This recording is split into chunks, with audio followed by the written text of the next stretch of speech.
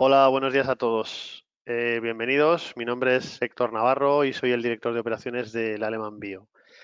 En primer lugar, agradeceros que hayáis decidido compartir este rato con nosotros. Y bueno, ya que habéis decidido que hemos conseguido captar vuestra atención, espero que resulte interesante para todos el webinar. Por mi parte, nada más.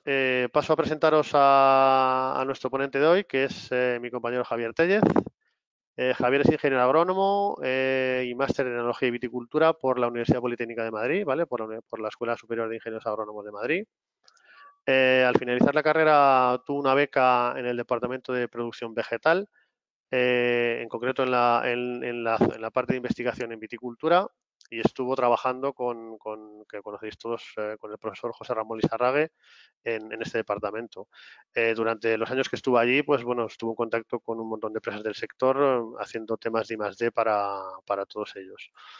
Posteriormente estuvo trabajando durante unos años en una explotación de 190 hectáreas, una explotación vitícola de 190 hectáreas en la provincia de Toledo. Y en el año 2014 entró a trabajar en el Alemán como director técnico del Albiñe, dentro de la división de enología. Y bueno, ha sido el que ha desarrollado desde el principio, desde la fase de desarrollo hasta la parte de test digamos, en pequeña producción y test en parcelas ya reales, de todos los productos de la marca de la viña que comercializamos actualmente, y algunos que están en fase de desarrollo que no tardando mucho os presentaremos.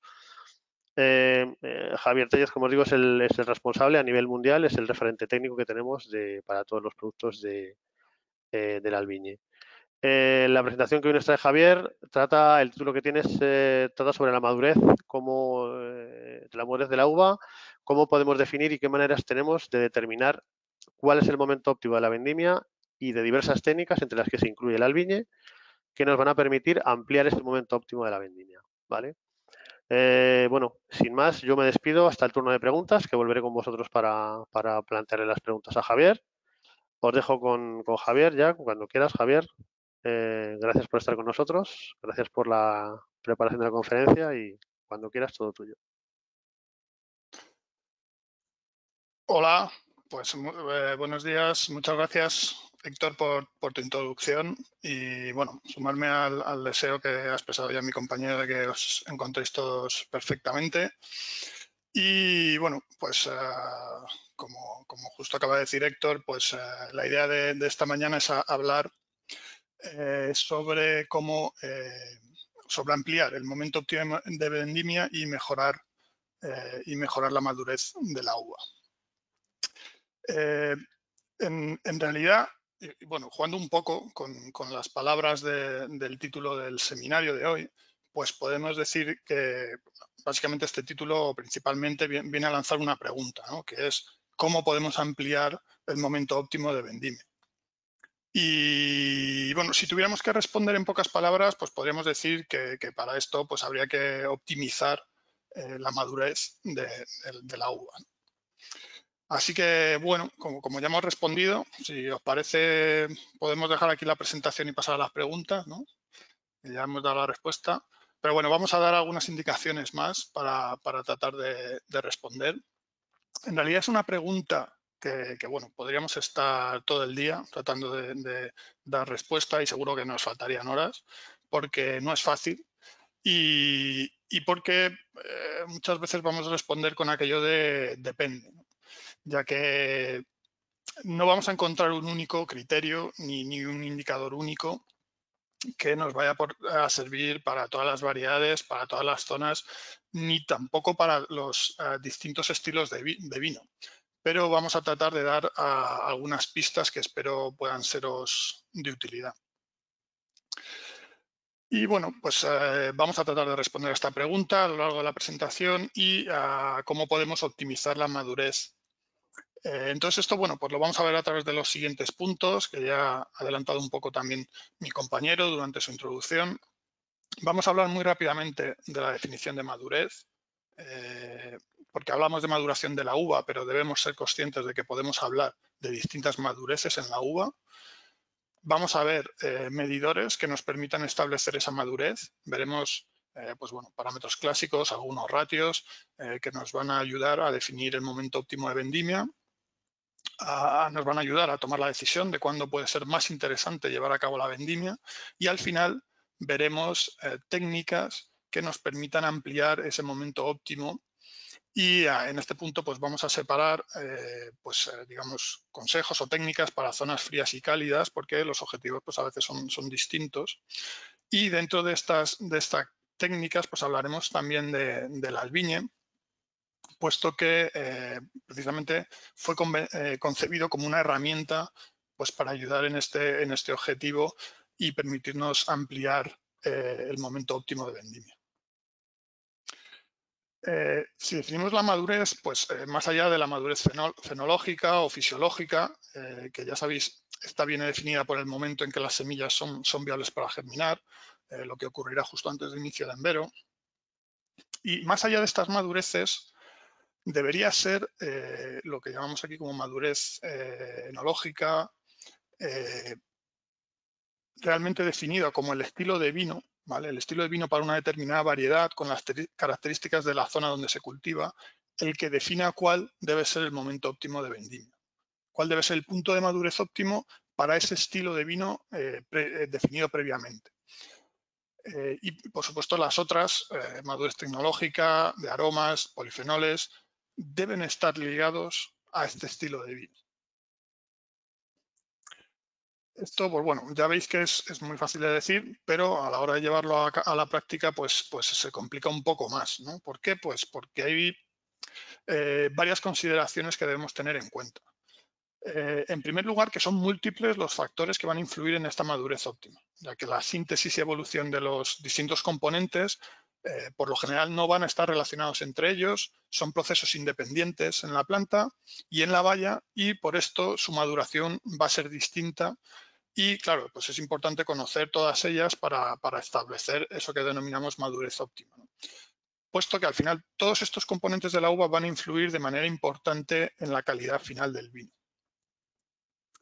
Otras consideraciones a tener en cuenta para establecer cuál pueden ser estos medidores de madurez, pues decir que evidentemente es imposible medirlo todo, ¿vale? Bueno, no vamos a decir imposible, pero sí que es muy complicado.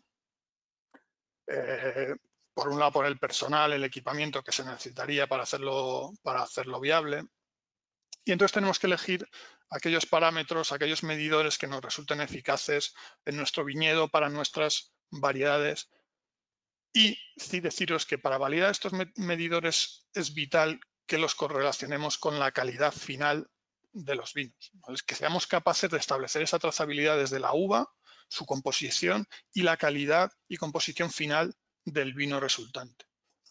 Y para esto, pues por supuesto, el histórico que tengamos de las parcelas, la experiencia propia, pues va a ser un factor crítico para establecer ese momento óptimo. Para establecer los medidores de forma adecuada, debemos saber cuáles son los procesos que ocurren en la uva durante la maduración, ¿no? Podemos hablar de estos 6 procesos referidos a los compuestos que esencialmente van a establecer la base de la composición del vino. Habrá una absorción de la sacarosa producida en las hojas y que entrará en la valla vía floema, donde se dividirá para su almacenamiento en glucosa y fructosa. Es interesante conocer el ratio, que este ratio de glucosa-fructosa también puede darnos una idea de madurez, puesto que al inicio de la maduración el nivel de glucosa será considerablemente más alto. Durante la maduración se va a igualar y luego en la fruta sobremadura el metabolismo va a favorecer la formación de fructosa, que es más dulce que la glucosa. En cuanto a los ácidos, pues habrá una dilución del ácido tartárico, sintetizado a partir del ácido ascórbico antes del envero. Su peso por valla se va a mantener bastante estable, pero bueno, habrá sí una dilución en su concentración. Y también el metabolismo del ácido málico, que desciende su concentración, tanto por dilución como por procesos de respiración.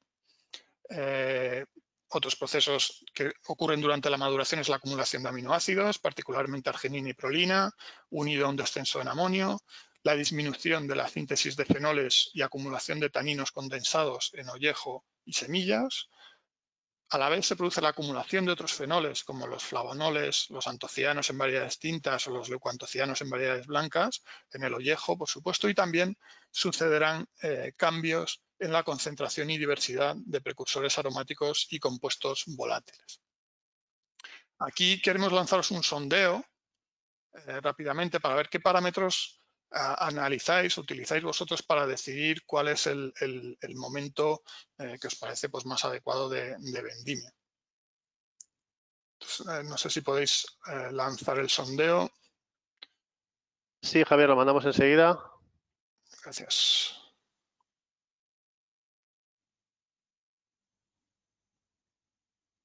Cuando esté, avisarme porque yo no lo veo en mi pantalla. Ahora mismo lo acabamos de lanzar. Vamos a dejarlo aproximadamente 30 segundos para que todo el mundo tenga tiempo de contestar.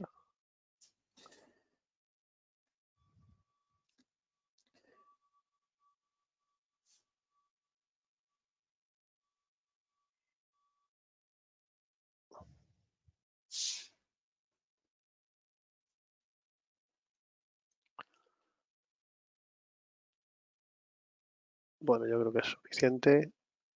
Ha votado el 74%. Lo cerramos.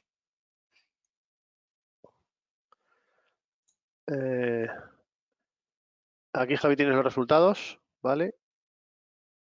Puedes ver 27% es primera opción, parámetros clásicos, 12% clásicos más color, 8% cata y la mayoría, el 54%, están en todas las anteriores. Perfecto, pues muy bien, muy interesante. Es muy bueno conocer que se amplía, o se utilizan muchos parámetros para... ¿Cómo puedo quitar esto ya ahora? Estáis viendo mi pantalla, ¿verdad? Sí, se ve tu pantalla, Javi.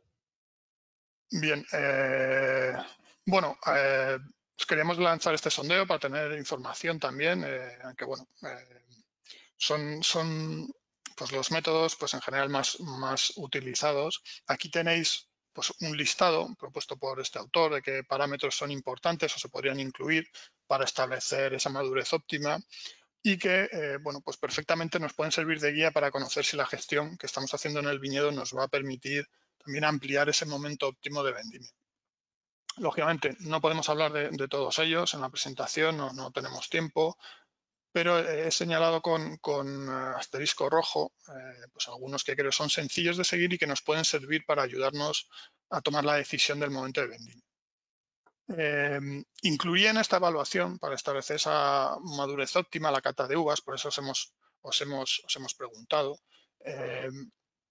Y sobre todo porque no se trata simplemente de catar la uva en los momentos próximos a vendimia, pero sí, si estudiamos la evolución de las distintas partes de la valla, gracias a la cata, nos puede ser de gran ayuda, ¿no? Nos va a permitir evaluar el dulzor, la acidez, el nivel de madurez de los taninos del ollejo o la madurez de las semillas. Y bueno, es verdad que se requiere pues, cierta experiencia para ser capaz de convertir aquellos valores, ¿no? Estas puntuaciones que podemos ir incluyendo en una ficha de cata de uvas, transformarlos o llevarlos a cuáles son luego los valores y calidades del vino que posteriormente voy a obtener. Pero si conseguimos hacer este nexo, gracias al histórico, a ir ganando experiencia, pues creo que va a resultar una herramienta muy importante. Otros aspectos importantes que hay que tener en cuenta, además de la cata de uvas, es la heterogeneidad y la importancia del muestreo, ¿no? Sobre estos dos temas, pues también podríamos hablar bastante. Además, este año, según lo hemos visto en webinars previos de la Albiñe, con Julio Prieto, sabemos que la heterogeneidad es bastante grande y hablamos de diferencias entre racimos de una misma planta de 2 semanas de desarrollo. Y eso sin duda tendrá un impacto significativo sobre la calidad del vino y hará complicado que podamos elegir un momento óptimo de vendimia, puesto que vamos a tener que llegar al final a un equilibrio entre fruta que esté algo verde, fruta que esté algo sobremadura. Entonces esto pues va a resultar bastante negativo para la calidad de los vinos resultantes. Deciros que está buscando información y, por ejemplo, dar algunos valores de desviación respecto a los muestreos. tanto por la técnica de muestreo como por la propia heterogeneidad que puede haber en nuestra parcela, ¿no? Y, por ejemplo, hay autores que se refieren a desviaciones de Brice pues clásicas de un 5%, en el pH son menores, de 3-4%, en la acidez nos hablan de porcentajes del 10 al 12%, o sea, fijaros qué importante, en el peso de valla, pues desde un 6 hasta un 20%, y en el color desde un 3 a un 18%. Esto sucede porque hay diferencias importantes en cuanto a la maduración de las bayas dentro de un racimo, entre racimos dentro de una misma planta y también entre plantas dentro de una misma parcela, ¿no? Por tanto, pues toda la gestión que realicemos para disminuir esas diferencias, esa heterogeneidad, va a ser muy importante para acertar en el momento óptimo de vendimia y en mejorar la calidad del vino final. Desde homogeneizar la maduración, el crecimiento de los pámpanos, el crecimiento y maduración de la uva, pues todo esto va a ser crítico para optimizar esa decisión de vendimia. Y por eso nosotros creemos que el albiñe, que va a ayudarnos a reducir la heterogeneidad, va a ser de gran utilidad para mejorar la calidad final. También recordaros, pues en este último punto que hemos puesto aquí de la importancia del muestreo, ¿no? Porque todo lo que digamos pues no va a valer de nada si no conseguimos realizar un muestreo que realmente sea representativo de lo que hay en la parcela. Que no nos llevemos sorpresas, ¿no? Cuando entra el agua en la bodega, homogenizamos depósito, medimos y vemos que no tiene nada que ver pues, con lo que hemos obtenido a partir de las muestras de campo, ¿no? Que bueno, todo esto, como digo, pues nos daría para otro seminario, la verdad. Pero bueno, vamos a entrar con algunos medidores y dentro de estos medidores que he señalado antes vamos a empezar por algunos ratios. El primero que veis aquí pues es un ratio relación entre Brix y ácido tartárico, es multiplicar el Brix por 10 y dividirlo por el ácido tartárico, o sea, por el acidez total en tartárico. Seguramente sea el ratio que más se ha utilizado o se utilice, y ya veis que algunos autores nos dan una serie de valores indicativos, incluso según el tipo de vino que quiera elaborar, ¿no? O el destino que quiero dar a ese vino. Otro ratio menos utilizado es multiplicar el Brix por el cuadrado del pH. Estos valores de referencia que encontramos en la bibliografía, pues seguramente en muchas de nuestras zonas no serán muy válidos, vamos, porque vamos a estar fuera de este rango. Pero bueno, son rangos o son ratios que particularizados para nuestras zonas y variedades pues nos pueden servir para de una forma sencilla tener una idea, ¿no? Como digo, a lo mejor no compararnos con valores de la bibliografía en muchos casos, pero sí, si yo establezco un histórico de mis parcelas, pueden resultar, como digo, índices muy sencillos y que nos resulten pues útiles, especialmente, como he dicho antes, si lo unimos posteriormente con la calidad del estilo de vino que quiero elaborar a partir de esas pastelas. Otro medidor es conocer cómo es la evolución de la acumulación de azúcar en la valla. Aquí tenéis un ejemplo descrito por Alain Delbar en uno de sus artículos. Como es un cálculo sencillo, ¿vale? Necesitaremos simplemente conocer el Brix y el volumen de mosto de una muestra de bayas y nos propone este cálculo si, por ejemplo, tomamos una muestra de bayas pues que esté en 25 Brix, ¿no? Entonces, pues ya veis, se convierte en grado alcohólico probable con las tablas que tenéis. Ya sabéis que esto no es un factor constante, sino que va a variar en función del Brix.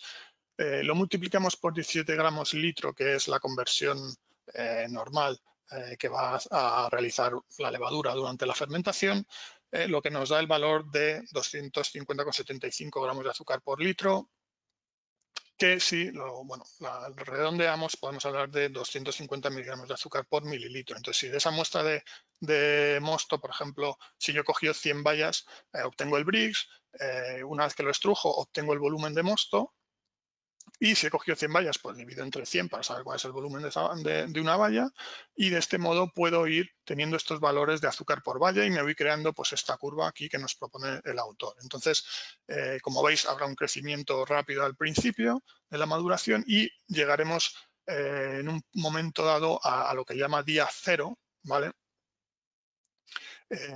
A día cero, y que se define como el momento en que la carga de azúcar por valla ya es menor o igual que 3 miligramos como digo, por valla y día, ¿vale?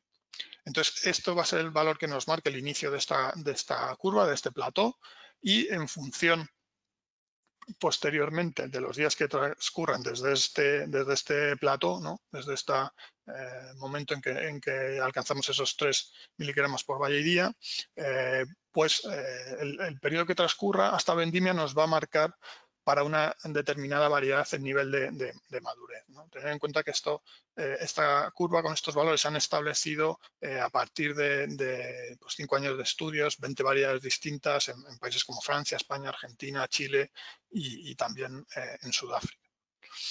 Y bueno, pues decir que es un método propuesto para variedades distintas. Y aquí vemos, por ejemplo, un ejemplo que nos comenta en este artículo sobre un seguimiento a un Cabernet Sauvignon. Entonces, vemos cómo para un perfil de fruta fresca, el óptimo, pues estamos hablando de 20-25 días después de alcanzar ese día cero, ¿vale? Mientras que para un perfil de fruta más madura, pues estaríamos hablando de un tiempo de 40-45 días transcurridos desde este día cero, ¿vale?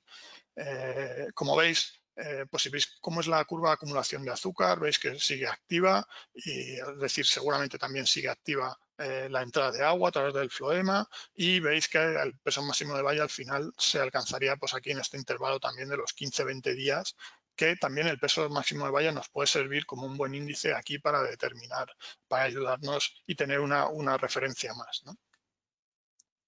Al final, como hemos dicho antes, esto pues también hay que adaptarlo, ¿no? A cada zona, a cada variedad, pero bueno, pues puede ser, como digo, un método sencillo de darnos una idea para el tipo de vino que queremos elaborar y el momento óptimo que debemos considerar para cada caso. Pasamos a otro medidor, que es el color rojo, es decir, la acumulación de antocianos en la uva. Aquí vemos la curva característica de acumulación de antocianos en uva durante la maduración y, por ejemplo, aquí hay investigadores del INTA de Argentina que nos dicen que el momento óptimo para vinos con alta concentración, capacidad de crianzas largas, pues es una semana después del máximo de antocianos. Hay que tener en cuenta que el rango óptimo de temperatura para la síntesis de estos compuestos en nuestras condiciones, pues podemos tener problemas, porque las temperaturas durante el proceso de acumulación de estos antocianos van a ser más altas, ¿vale? Y esto puede, comenzar la degradación, o sea, parar la síntesis de estos compuestos y acelerar su degradación, ¿no? Y bueno, pues aquí veis otros factores que pueden afectar negativamente al color. También, evidentemente, la presencia de oidio va a degradar los antocianos en la uva, por ejemplo, y en por tanto, en algunas de nuestras condiciones, de acuerdo a las temperaturas, pues podemos tener problemas de color y también de estabilidad del color de esos vinos. Y con respecto también a este medidor, pues mostraros resultados de esta tesis en donde han utilizado un importante número de medidores durante la maduración para estimar cuál de ellos podía relacionarse mejor con la calidad del vino final. Y bueno, aunque veis, dicen que ningún parámetro por sí solo puede valer para todos los viñedos y zonas, ellos han visto que la máxima concentración de antocianos sí dio una indicación del momento óptimo de cosecha, ¿vale? Entre todos los medidores vieron que el indicador que mejor se relacionó con los vinos mejor valorados en cata fue el máximo de antocianos, y comentan que existe una ventana en torno a este máximo de antocianos en uva donde se pueden obtener vinos de diferentes estilos, pero siempre con una calidad alta y muy bien apreciados en cata.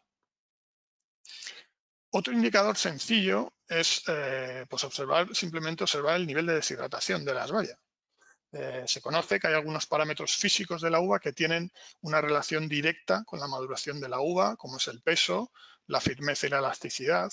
El peso, ya conocemos la curva típica de evolución del peso de valla, mientras que la firmeza y elasticidad pues sabemos que van a ir disminuyendo durante la maduración, ¿no?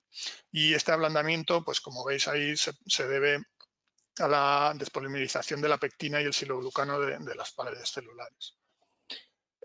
Esta comienza a producirse a partir del embero y coincide también con la detención del flujo silemático a las bayas. Daros algún dato, como que la disminución del peso de las bayas está más relacionada con el tiempo desde floración que con el Brix realmente, y como siempre que esta tasa de disminución del peso de las bayas pues va a ser va a depender de la región donde estemos, las condiciones climáticas y también entre plantas dentro de la misma parcela, ¿eh? Y recordamos aquí de nuevo es el concepto de la heterogeneidad. ¿Y por qué es importante este proceso de deshidratación para servirnos como guía del momento óptimo de vendimia? Bueno, como veis aquí, en las distintas fases durante el proceso de maduración, en el momento que empieza la deshidratación, se reduce considerablemente la síntesis de compuestos interesantes de la baya y comienza su deterioro. Fijaros, por ejemplo, lo que nos dicen estos investigadores del INTA, que cuando la uva empieza a perder agua y pacificarse, pues a partir de ese momento cesa la síntesis de compuestos enológicamente deseables. Y también compuestos aromáticos y fenólicos pues van a comenzar a degradarse, ¿no? Como veis. Hay muchos autores que lógicamente mencionan que el momento de la cosecha debe ser anterior a este momento, puesto que se estará produciendo un deterioro ya de los caracteres o componentes deseables de la uva. Es cierto que en la mayoría de los casos la vendimia pues, no coincide con el peso máximo de valla, y aquí, pues bueno, lógicamente estamos perdiendo rendimiento, ¿no? Conocemos diversos estudios que nos hablan de pérdidas entre un 5 y un 10% en muchos casos, pero es que además, como veis, la tasa máxima de producción de compuestos de aroma, sabor, en la uva se produce aproximadamente en el momento en que la valla deja de importar agua del floema o poco después. Por tanto, de nuevo, el peso máximo de valla nos puede servir para conocer cuándo estamos en niveles máximos de esos compuestos de aroma, sabor en las bayas, y nos puede servir, siempre teniendo en cuenta en función del tipo de vino que queremos, como un indicador del momento de vendimia.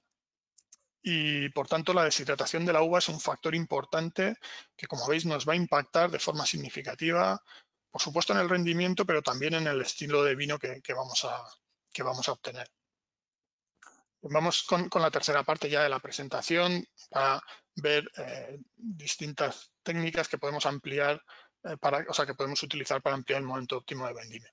Es común encontrar que los vinos de mayor calidad de una variedad particular dentro de una región designada se elaboran a partir de frutas que alcanzan antes su madurez prevista. Es decir, que una vez definido tu óptimo de madurez, cuanto antes lo alcances mejor. Pero como hemos dicho antes, pues teniendo en cuenta todos los componentes que van a influir. Y aquí tenemos una lista de características que influirán en la maduración. Algunas dependerán del clima, otras de las decisiones en el momento de la plantación, pero otras podemos gestionarlas y van a depender, por tanto, de las decisiones que tomemos año a año. Entonces, según esto, ¿qué factores que nosotros podamos gestionar en nuestro viñedo van a ser los más importantes? Bueno, pues yo me quedo con estos tres: iluminación, temperatura, que son factores que en campo pues no vamos a poder separar, pero que sí se han aislado en distintos ensayos para ver la influencia de cada uno de ellos por separado. También la disponibilidad hídrica y la carga de cosecha, como la relación entre superficie foliar y los kilos de uva, ¿vale? Entonces, en base a estos tres factores, pues se van a situar la mayoría de las técnicas que existen para tratar de optimizar el momento de vendimia. Estas técnicas las vamos a diferenciar entre zonas frías y cálidas. ¿Por qué hacemos esta diferenciación? Bueno, porque muchas veces los objetivos pues, van a ser diferentes, ¿no? Es lo que he tratado de explicar aquí. En las zonas frías se va a tratar de adelantar el momento óptimo, porque si este se retrasa, pues podemos meternos en épocas de lluvia, de frío, donde la presión de enfermedades va a ser alta y, por tanto, conviene adelantar el momento óptimo. En las zonas cálidas, es que hablo de retrasar el momento óptimo, pero en realidad pongo un asterisco, porque se tratará de retrasar principalmente es lo que es la acumulación de azúcar y la degradación de ácidos, que va a ser muy rápida en estas zonas. Y muchas veces, para equilibrar la composición de la uva, lo que tendremos que tratar es de adelantar la acumulación de otros compuestos, como compuestos fenólicos, aromáticos, para que estén en mejor equilibrio con esos azúcares y esos ácidos. Entonces, si empezamos con la parte de zonas frías, pues bueno, conocemos las técnicas clásicas de deshojados y aclareos, que son bastante utilizadas sobre el riego. Pues bueno, el hecho de que estemos en una zona fría no quiere decir que sea una zona lluviosa, pero sí es cierto que los requerimientos de agua por una menor demanda atmosférica pues serán lógicamente inferiores, ¿no? Entonces, bueno, pues este punto del riego vamos a hablar un poco más en la parte referida a zonas cálidas, pero van a ser conceptos que pueden aplicarse en estas zonas también más frías. Y aquí vemos un ejemplo de lo que se quiere conseguir con estos aclareos y deshojados. Veis que tenemos en la primera fila un deshojado temprano, en la segunda fila un deshojado tardío, en la tercera un aclareo de racimos y en la cuarta la alternativa de testigo, donde no se aplican ninguno de estos tratamientos anteriores. Y veis que bueno, pues lo que se consigue en general es que se incremente la acumulación de azúcar, que esta acumulación sea más rápida, disminuir la acidez e incrementar polifenoles, ¿no? Pero, bueno, estas técnicas, como veis, pues van a llevar, lógicamente, a una pérdida de rendimiento que, salvo en el caso del deshojado tardío, donde no es significativa, en el resto de los tratamientos sí es una pérdida de rendimiento significativa, ¿no? Por supuesto, también estas técnicas van a tener un impacto en rebajar, pues, lo que hemos hablado, esa presión de enfermedades fúngicas, que en estas zonas suele ser problemática, y especialmente pues, si no conseguimos adelantar el momento de vendimia.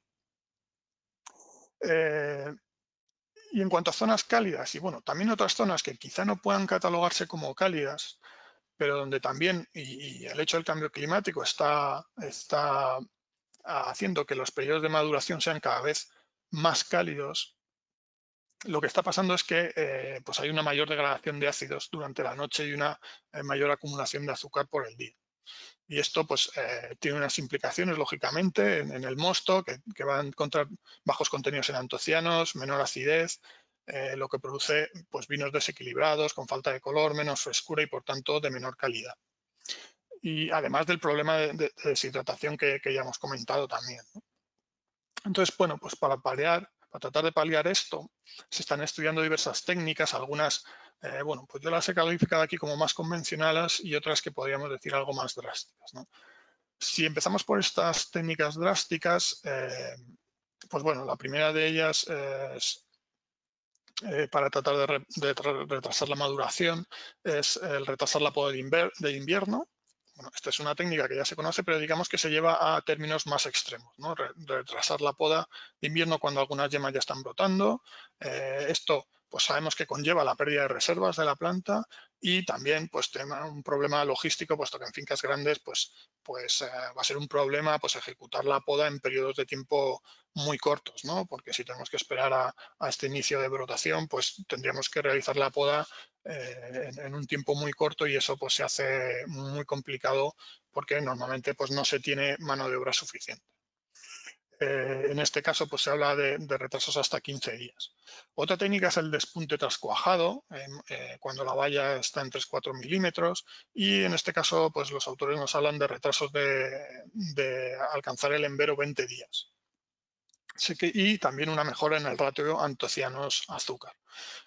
Otra técnica es la poda mínima, ¿vale? Ha habido algunos estudios ya de varios años, de a largo plazo, que han mostrado que la poda mínima pues, incrementa el rendimiento un 56% y redujo los sólidos solubles totales un 9% comparado con el control, ¿vale? Y, por ejemplo, pues aquí en resultados de este autor, de 2014 y 2015, demostraron que la poda mínima retrasó la madurez de la uva y los 22 Brix se alcanzaron 17 días más tarde. Y al mismo nivel de esos 22 Brix, las plantas en poda mínima pues, tuvieron un peso de valla un 24% menor, un peso de racimo 57% menor y un rendimiento un 51% mayor, ¿vale? Lógicamente, vallas más pequeñas, más racimos y al final pues, un rendimiento mayor.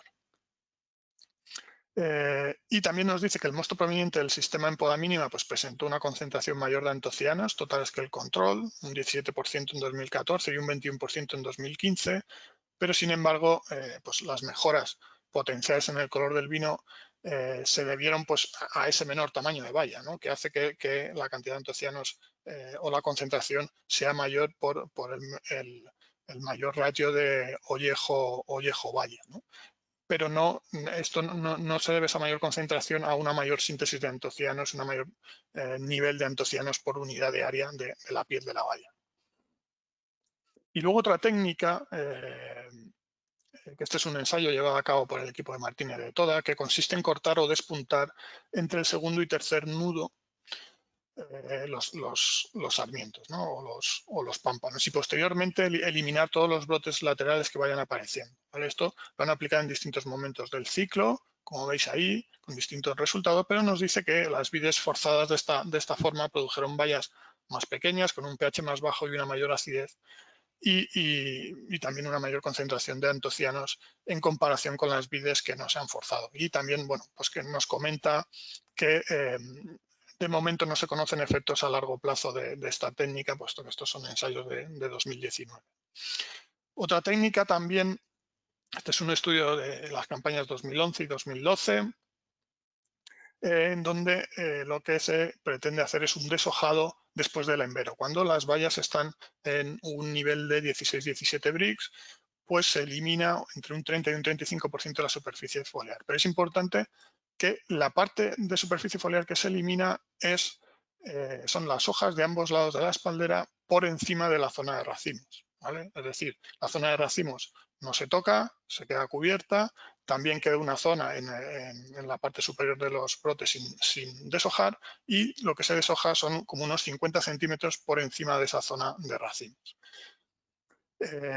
Esto, bueno, pues ellos lo proponen como un método interesante, puesto que al poderse hacer a través de deshojadora, pues puede resultar más económico, y es una forma de conseguir una menor acumulación de azúcar en la baya, y ellos hablan de pues un retraso en la maduración de 2 semanas, ¿no? Fijaros que aquí nos dicen que hay una reducción de una reducción de 1,2 Brix, 0,6% en alcohol en el vino. Y en este caso reportan que no hay diferencias en compuestos fenólicos ni color, y tampoco han visto que haya una menor acumulación de reservas en las partes fijas de la planta, ¿no? Ni tronco, brazos o raíces. ¿Y por qué se están proponiendo también estas técnicas, digamos, llamándolas drásticas? ¿Y por qué pues, normalmente también se realizan otras técnicas en zonas cálidas? Pues es importante por lo que nos dice aquí, ¿no? De nuevo, esto es una cita de Martínez de Toda, donde el gran desacoplamiento que existe en estas zonas cálidas entre la acumulación de antocianos y los niveles de azúcar, ¿vale? Y esto también sucede cuando hablamos de compuestos aromáticos. Bien, pues en base a estos factores que hemos definido como los más importantes y sobre los que podemos intervenir, en climas cálidos la gestión de la vegetación para reducir esa iluminación y temperatura de la zona de racimos, es decir, para sombrear racimos, va a resultar clave para poder ampliar el momento óptimo de vendimia. Entonces, en general, respecto a técnicas clásicas, pues bueno, no no se van a realizar deshojados, pero bueno, puede haber situaciones o tipos de deshojados que podrían tenerse en cuenta. Por ejemplo, pues dependiendo de la orientación de las filas, el deshojado de la cara de sol de mañana, para por lo menos equilibrar la maduración con el otro lado de la espaldera, que normalmente va a ser más avanzado, o deshojados interiores para eliminar pues, hojas secas, nietos que se van secando, hojas no iluminadas que hacen que el sistema sea menos poroso y hace que aumente la temperatura de la zona de racimo. Y esto pues, puede ser bastante interesante porque va a reducir considerablemente la temperatura de la zona de racimos. Pensaos que se han hecho pruebas donde temperaturas de 32 grados en el aire pues, han dado como resultado medidas de 47 grados centígrados en el interior del racimo, ¿no? Entonces, la porosidad, sistemas, pues, por ejemplo, tipo Sproul, que favorecen la porosidad de la zona de racimos, pues puede ser muy interesante para bajar esa temperatura y que la maduración o los compuestos que se van a acumular en la uva se acumulen un poco más equilibradamente. Por supuesto, es fundamental la relación entre vigor y rendimiento. Como digo, la gestión de la vegetación, no recoger excesivamente la vegetación, dejar que caiga hacia la calle para sombrear, especialmente en la cara de sol de tarde de la espaldera. Por supuesto, regular la carga dejada en poda de invierno y si es ajustado durante la poda en verde. Bueno, aquí veis algunos índices. Y bueno, pues también la técnica del aclareo nos va a permitir alcanzar estos valores de equilibrio para lograr una maduración pues, más equilibrada, ¿no? Aparte, pues como decimos, también pueden tener una implicación en mejorar la sanidad que bueno, muchas veces en estas zonas no es tan crítica como en zonas frías, pero bueno, también nos puede dar la posibilidad de reducir tratamientos y bueno, también se hacen evidentemente aclareo por temas legales de limitación de producción, ¿no? En cuanto a la disponibilidad hídrica, lo fundamental es mantener las hojas activas, verdes, que estén funcionando, sin senescencias tempranas. Habrá que tener en cuenta la evapotranspiración para el cálculo de las dosis de riego, abrir estomas para el intercambio gaseoso con el fin de mantener el nivel de fotosíntesis, pero lógicamente esto va a llevar pérdidas por transpiración que hay que reponer para que la planta siga funcionando. Si no hay disponibilidad de agua, pues es fundamental regular la carga. Aquí hay un ejemplo como déficits de agua influyeron en la concentración de azúcar y cómo esta influencia dependió del momento en que se aplicó el déficit, ¿no? Es una comparativa entre déficit de riego tempranos frente a uno tardío y frente a un control donde no se aplica ningún déficit de riego. Entonces, se ve que la acumulación de azúcar fue más rápida en el déficit temprano que en el control y en el déficit tardío entre los 63 y 82 días después de floración, ¿vale? Que es el periodo que dura el embero, que está marcado con la franja gris. Y después del embero, en cambio, el aumento de Embrix fue similar en control y en el déficit temprano, pero fue más rápido en el déficit tardío. ¿Vale? Y en vendimia los Brix fueron 21,1 para el control, 23,4 para el déficit temprano y 25 para el déficit tardío. Por tanto, va a ser muy importante el manejo del riego y la disponibilidad hídrica que tenga nuestro viñedo para manejar también esa composición de la valla. Y bueno, mostrados en esta diapositiva algunas indicaciones que nos da Marcus Keller como uno de los principales investigadores a nivel mundial acerca de cómo la disponibilidad hídrica va a afectar el comportamiento de la planta y el desarrollo de las vallas. Y nos dice que, bueno, más agua antes de embero aumenta el tamaño de valla, pero que va a ser difícil manipular el peso de la valla después del embero, ya que más agua después de embero pues va a disminuir la deshidratación, pero no va a tener apenas impacto en el tamaño de valla. Lógicamente, si hay un déficit de agua, va a llevar un cierre estomático, eso va a hacer que haya menos fotosíntesis y menos azúcar, por tanto, disponible para la uva, ¿no? Y bueno, pues también nos dice cómo con más agua, pues también es una forma de retrasar la maduración. Y dentro de estas técnicas, como os hemos comentado, también pensamos que para ampliar el momento óptimo de vendimia, pensamos que la albiñe es una herramienta que va a tener importantes ventajas, pues tanto para zonas cálidas como para zonas frías. Y quiero en las siguientes diapositivas pues definir muy brevemente qué es la albiñe, ¿vale? Presentaros de qué productos estamos hablando y cuáles son sus beneficios para la calidad de la uva y veremos por qué estos beneficios van a permitir que la albiñe sea, como digo, una herramienta útil, una técnica útil para ampliar el momento óptimo de vendimia. Bien, ¿qué es la albiñe? Bueno, la albiñe son derivados específicos de levadura, es decir, hablamos de levadura inactiva, no viva, que van a aplicarse mediante pulverización foliar al inicio de la fase de maduración, es decir, al inicio del embero. ¿Vale? Vamos a conseguir un embero más uniforme, una madurez más homogénea y la acumulación de ciertos compuestos que van a mejorar la calidad de la uva y, por tanto, la calidad del vino resultante. Vamos a conseguir una composición de uva más equilibrada que va a tener un impacto muy positivo en la calidad del vino. Por supuesto, hablamos de productos que son 100% naturales y que están aprobados para su uso en agricultura ecológica. Los productos de albiñe, tanto la albiñe aroma y la albiñe mature, como decimos y ahora explicaremos, van a resultar pues, herramientas muy útiles para optimizar la madurez de la uva y esto, como hemos visto, va a permitirnos pues, ampliar ese momento óptimo de vendimia. Los presentamos muy rápido, la albiñe mature va a incrementar y adelantar la madurez fenólica. Ya hemos visto el impacto que esto puede tener a la hora de equilibrar esa composición de valla. En cuanto al protocolo de aplicación, porque nos habéis preguntado también en algún otro seminario, pues deciros que, como digo, el tratamiento consiste en 2 aplicaciones foliares, una primera en torno a 5% de embero, una segunda entre 7 y 14 días después, y se aplica en ambas aplicaciones, la dosis es 1 kilo por hectárea, ¿vale? Y como veis, pues una aplicación normal, foliar normal a toda la vegetación. Bien, ¿cuáles son los beneficios del Albiñe Mature?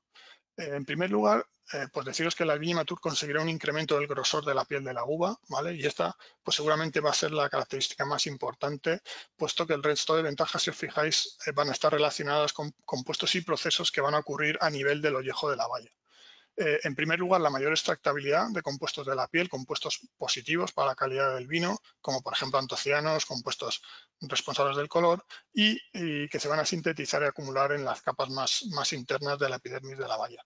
Va a incrementarse la proporción de tanino de ollejo frente a tanino de semilla, es decir, tendremos más tanino de ollejo, que es un tanino más polimerizado, más maduro y que aportará características positivas en relación con la sensación en boca de los vinos, y se van a reducir pues, esas sensaciones de astringencia y amargor que aportan pues, taninos menos maduros, y también va a reducir el carácter herbáceo y agresivo, tanto por incrementar la maduración de esos taninos como por incrementar la degradación de las piracinas, que como sabéis pues, bueno, van a ser compuestos claves también en variedades como Merlot, Cabernet Sauvignon, que nos pueden dar ese carácter herbáceo que muchas veces pues, lo que queremos es evitar, ¿no?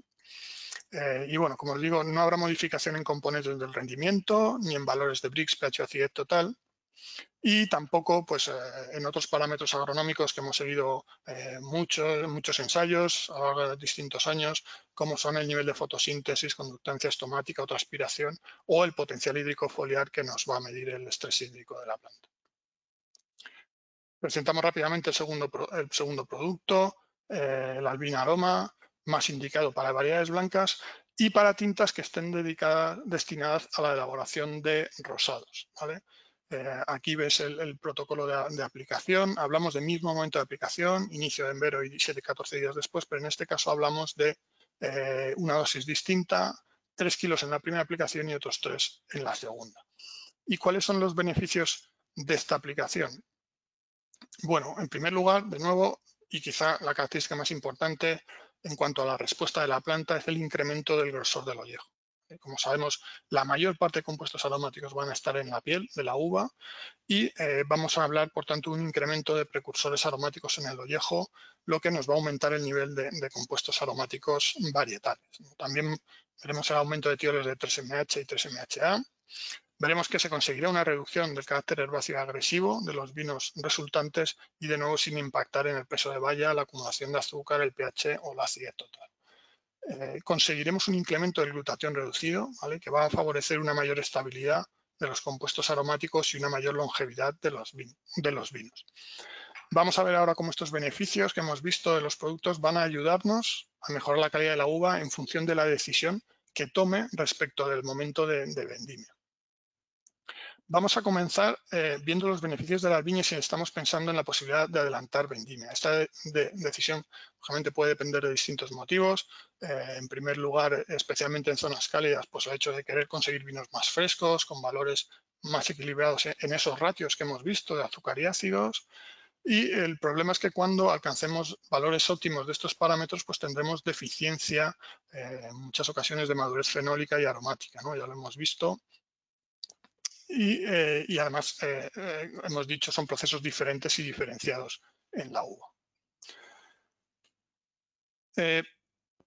¿Por qué si adelantamos será beneficioso haber tratado con la albiña? Bueno, aquí tenéis resultados de la Universidad de Bolonia donde se muestra cómo es la evolución después de la primera aplicación y de la segunda del nivel de antocianos. Como veis, se consigue incrementar desde el inicio de las aplicaciones ya el nivel de antocianos de una forma significativa. Por tanto, también la madurez de estos compuestos, y por tanto, si tengo como objetivo adelantar vendimia, pues aquí esta mayor síntesis nos va a hacer que no tengamos una deficiencia de estos compuestos de color y no tengamos una deficiencia tan grande en cuanto a la madurez fenólica, la madurez de compuestos del ollejo.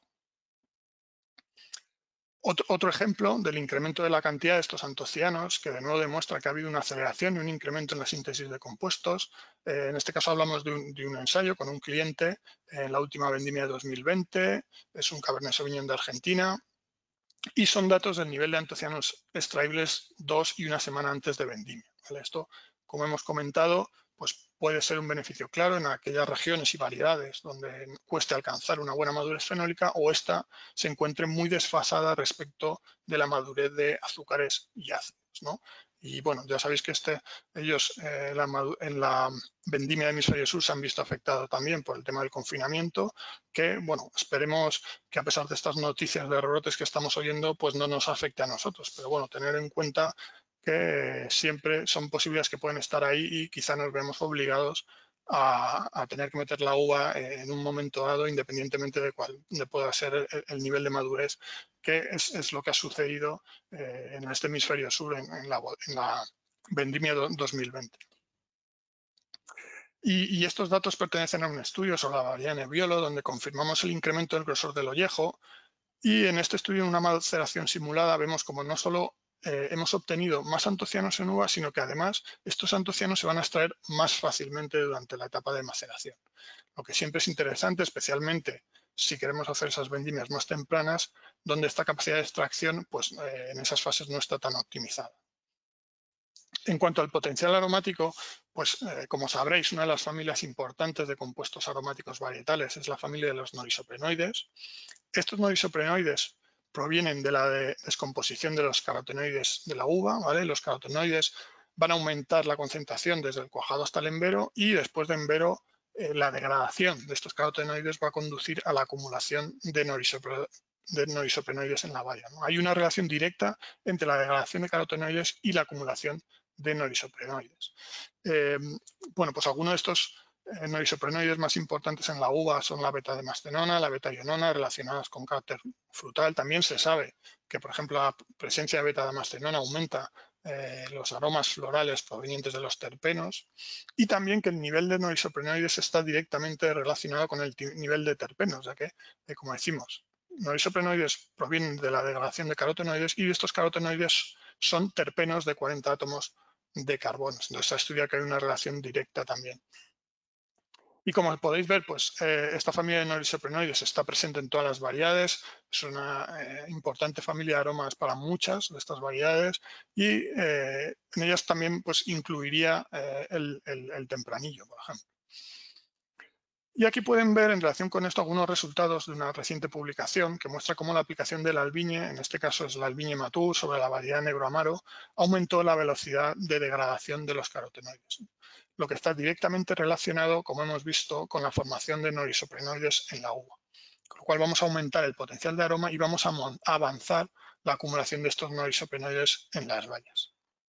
También deciros que con la albiñe aroma hemos visto una síntesis más importante y más rápida de estos precursores de norisoprenoides en uva, como ahora veremos. En el caso de que estemos comparando igual momento de vendimia, que es, digamos, el momento habitual de vendimia, pues ya hemos visto que va a haber un incremento en la concentración de esos compuestos fenólicos, como son los antocianos. También se va a alcanzar una mayor maduración de taninos y una degradación más rápida de piracinas. Pero ¿qué pasa con respecto a compuestos aromáticos? Pues estos son datos de un ensayo de la albiñe aroma sobre la variedad glera, más importante de la zona de Prosecco, y esto es un ensayo de un centro de investigación en Italia presentado en el Congreso de la OIV y en el que estudiamos durante 4 años el impacto de la albiñe aroma en la concentración en uva de los precursores aromáticos de distintas familias. Aquí veis familias de terpenos ligadas a esas notas florales, bencenoides que también van a contribuir a la complejidad aromática y norisoprenoides que, como hemos dicho, pues un grupo de aromas que va a estar presente en todas las variedades y que está relacionada con esas notas a fruta. Hemos hablado de los beneficios de la albiñe aroma para variedades blancas, pero estos beneficios se obtienen también si lo aplicamos sobre variedades tintas, pensando pues, principalmente en la aplicación en uvas destinadas a la elaboración de rosados, ¿no? Y aquí tenéis algunos ejemplos que se incluyen en la documentación que os hemos adjuntado, que os comentaba Héctor al principio, y veis cómo hay un incremento de la expresión varietal, medida con este índice IPAF, ¿no? De potencial aromático varietal, o también en la derecha cómo hay este incremento de glutatión que va a permitir aumentar la longevidad de los vinos y una mayor estabilidad de los compuestos aromáticos.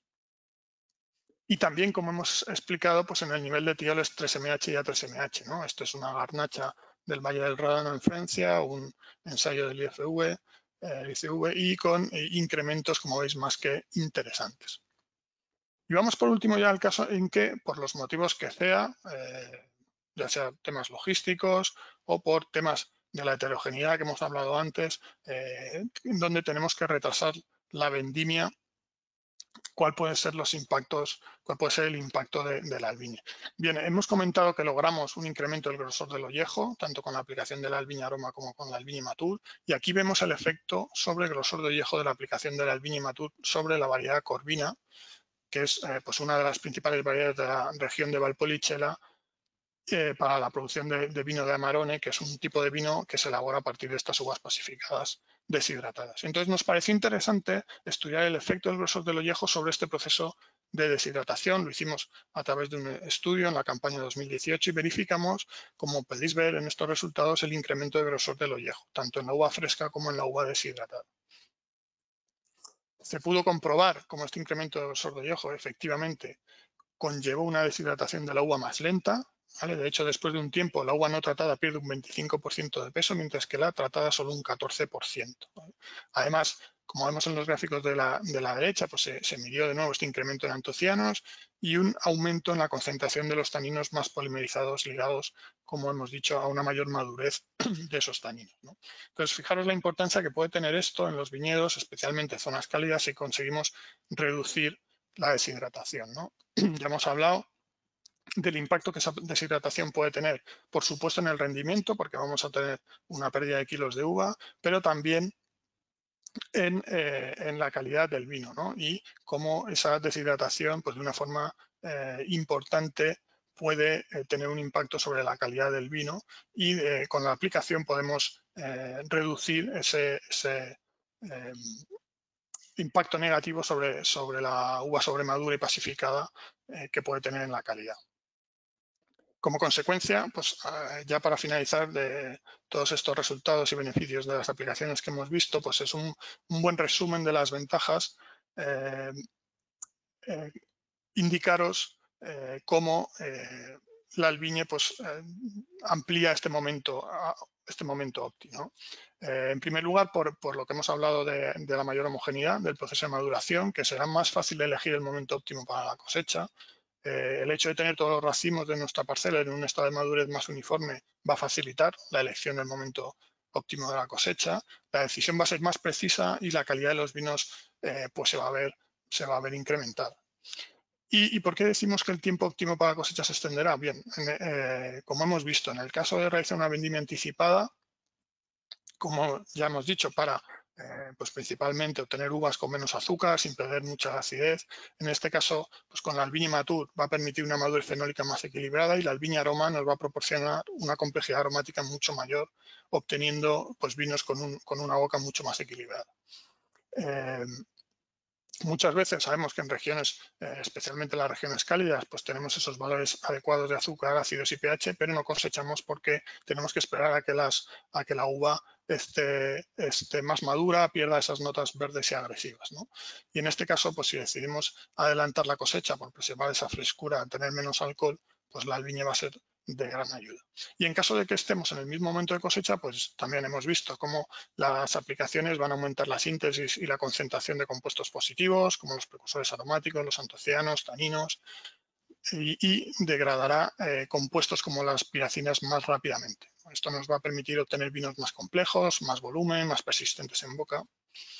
Y por último, como ya hemos visto también, si nos vemos obligados a retrasar la vendimia, pues el aumento del grosor de la piel de la baya va a permitir reducir el grado de deshidratación y evitar o minimizar las pérdidas de calidad y las pérdidas económicas, ya que al final con la deshidratación, como hemos visto, estaríamos perdiendo kilos de uva, litros de mosto y litros de vino y por tanto perdiendo rentabilidad de nuestro viñedo. Por eso, como decíamos desde el inicio, pensamos que la albiña es una herramienta pues, muy interesante para ampliar el momento óptimo de vendimia. Y bueno, esto es todo por mi parte. Hasta aquí la presentación. Espero que os haya resultado interesante y si tenéis cualquier pregunta, pues encantado de resolver vuestras dudas. Muchas gracias. No sé si hay alguna pregunta, Héctor, por ahí. Sí, muchas gracias, Javier. Muy interesante, como siempre, en la conferencia. Sí, hay un montón de preguntas y además están llegando ahora un montón al final. Te trato de resumir un poco lo que hay y bueno, vamos a ver a lo que llegamos y las que no, como os decía al principio, pues Javier las responderá por email y ya está. Te he juntado tres o cuatro de, digamos, de modo de empleo y aplicación. La primera decía es si es compatible y se puede mezclar con otro tipo de compuestos como el cobre o el azufre. Sí, se puede mezclar, no hay ningún problema en mezclar con azufre. La recomendación que damos en el caso del cobre es tratar de bajar un poco la dosis de cobre que se pone en la mezcla, ¿vale? Porque va a haber, a la hora de mezclarlo, va a haber una mayor eficiencia del cobre, con lo cual esta actividad del cobre, sabiendo que si nos pasamos puede ser fitotóxica para la planta, sí que hacemos esta recomendación de bajar niveles de cobre si lo vamos a mezclar. Lo cierto es que después de los años que llevamos con los productos, todo el feedback que tenemos de nuestros clientes, y pensar que hay muchas zonas donde en los momentos, especialmente en el primer momento de aplicación al inicio del embero, pues se siguen haciendo tratamientos fitosanitarios y en muchos casos, pues evidentemente el cobre pues ha estado presente en la mezcla y no tenemos ningún comentario donde se haya visto un incremento en la fitotoxicidad, ¿no? Por ponerlo, por ponerlo en mezcla con la albiña. Entonces, bueno, en principio no hay problema, no hay problema en mezclarlo. Siempre, por supuesto, recomendamos, como siempre, pues hacer una prueba antes en una planta y ver si aparece cualquier tipo de fitotoxicidad, que va a ser rápido en caso de que aparezca. Y como siempre, pues bueno, las buenas prácticas de aplicaciones foliares, por ejemplo, el recomendar que se apliquen en momentos eh, de menos temperatura del día, pues pronto por la mañana, última hora de la tarde. Bueno, clásicas recomendaciones para cualquier otra aplicación foliar, ¿no? Ok. Te preguntan también si existe un límite máximo de residuos. Hay que esperar un tiempo para No, no poder. hay, no hay que explicar, no hay que esperar. Son productos, como hemos dicho, naturales. Son productos que tienen grado alimentario, con lo cual se podrían añadir el mismo día de la vendimia y no habría ningún tipo de problema de residuos, ¿no? Ningún problema.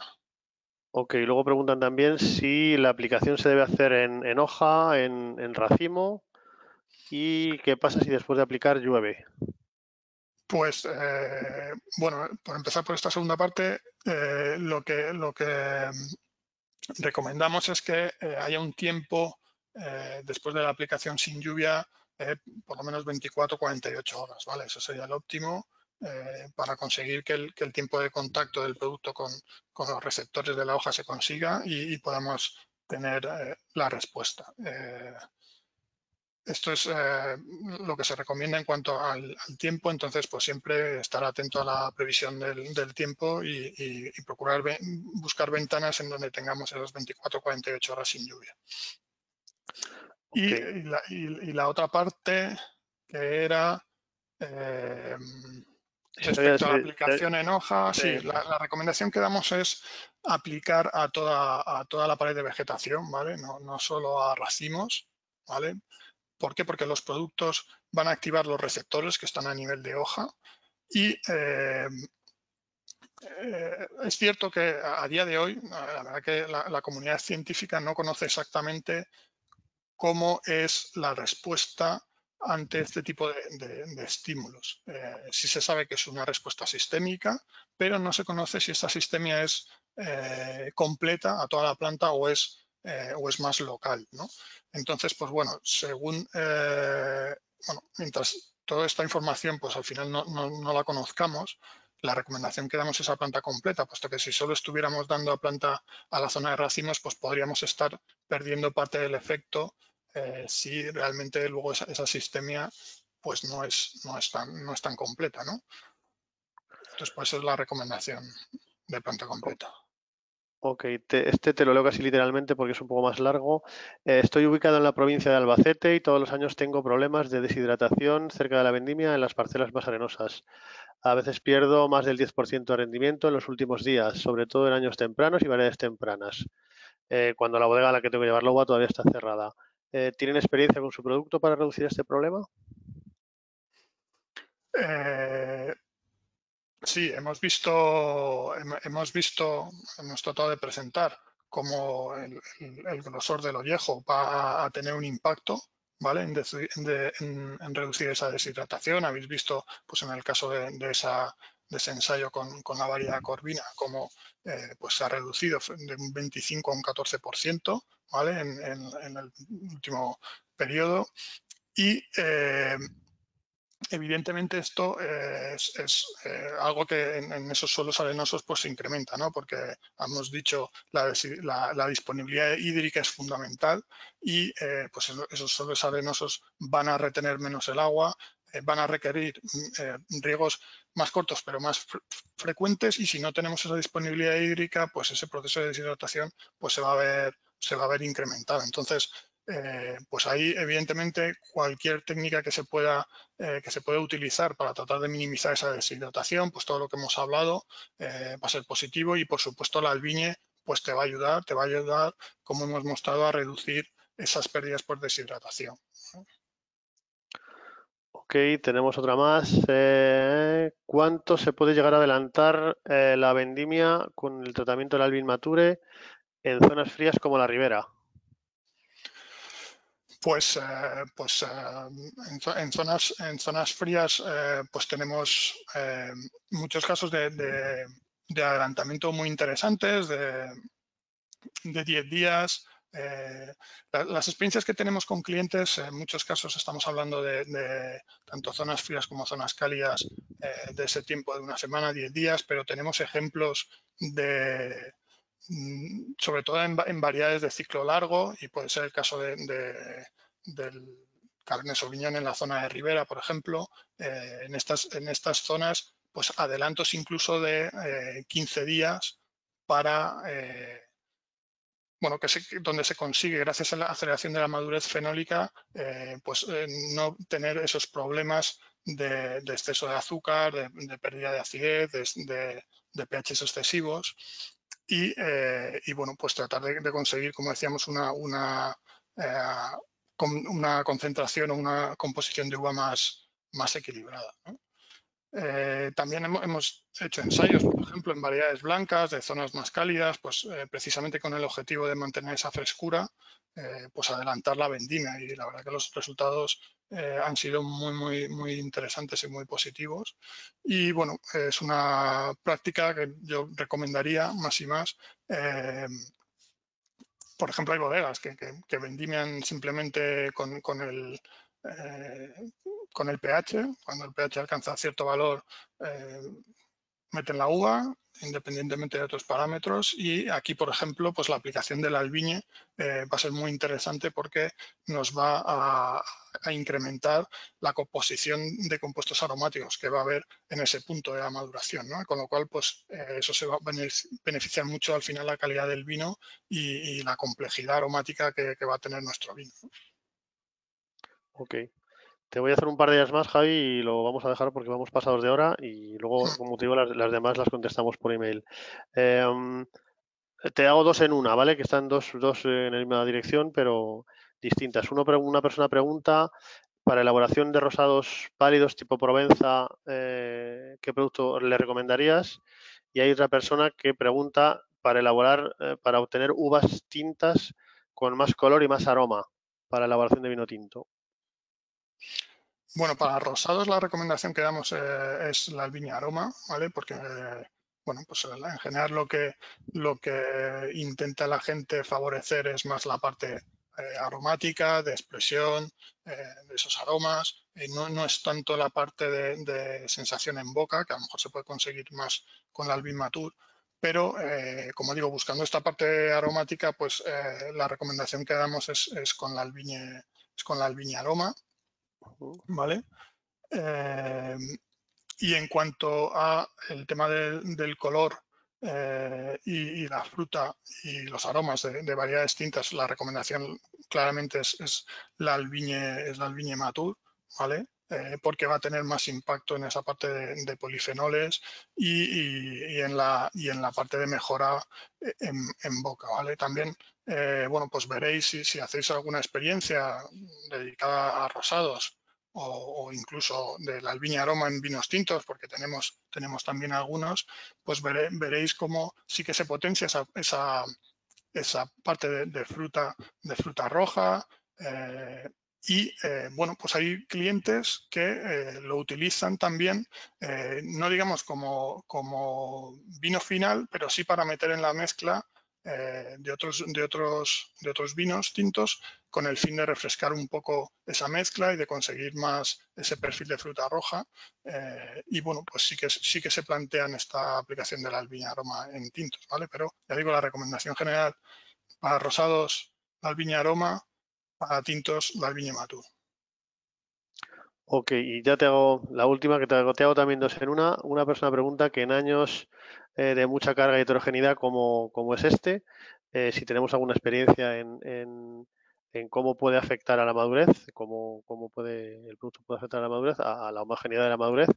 Y también pregunta una persona ahora últimamente, en zonas cálidas y viñas en vaso, si le puedes dar una estimación de cuánto aumentaría el tiempo óptimo de vendimia.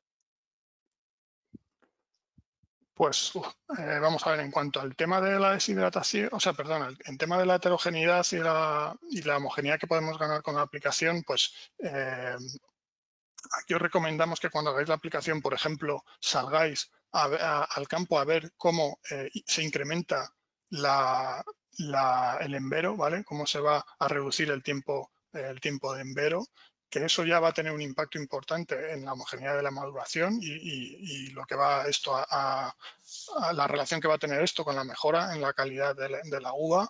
Y bueno, pues hemos visto ejemplos nosotros donde, por ejemplo, alcanzamos el 100% de envero una semana antes en el viñedo que está tratado frente a viñedo no tratado.